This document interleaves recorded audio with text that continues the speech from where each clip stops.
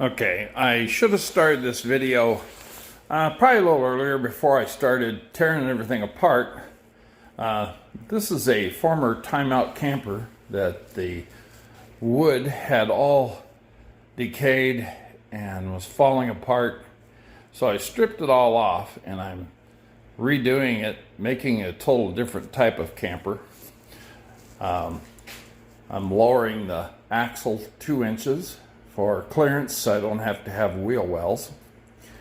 I'm going to cover that deck and then I'm going to attach these toolboxes to each side and then add a tent camper to it.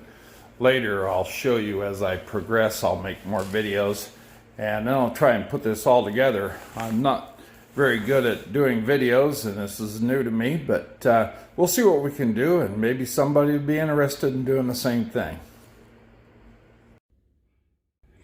Okay, I have my toolboxes mounted on my old timeout trailer.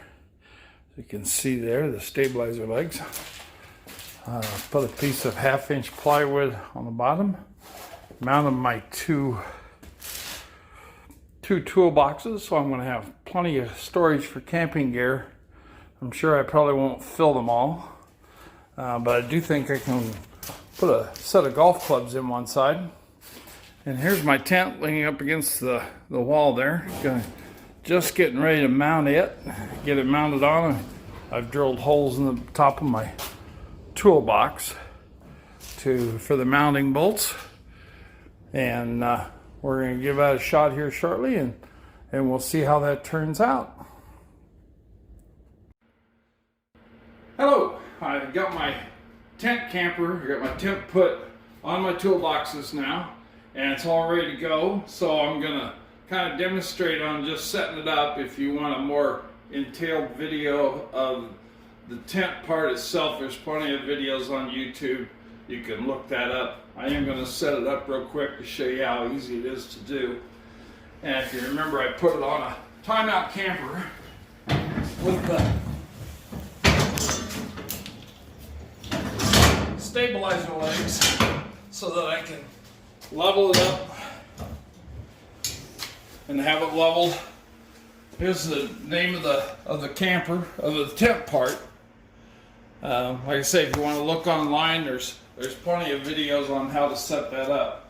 But I'll show you here real quick. After I got my stabilizer set out, got to go around and loosen all the straps on the cover.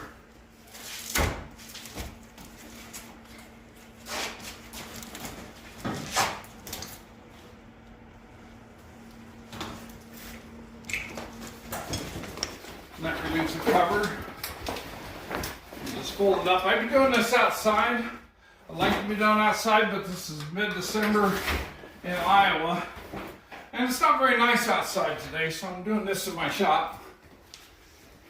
After you remove the cover, I haven't tried yet, but I'm sure I can get it in one of the toolboxes on the side, or if you can just throw it underneath, or I'm just going to set it aside for right now. And it's pretty easy from there. You got 2 straps. Hold it up like that. Set this pin here. Just slips in there like that. And then there's a strap on each end. I put these brackets on the trailer to hold the straps. One on each end.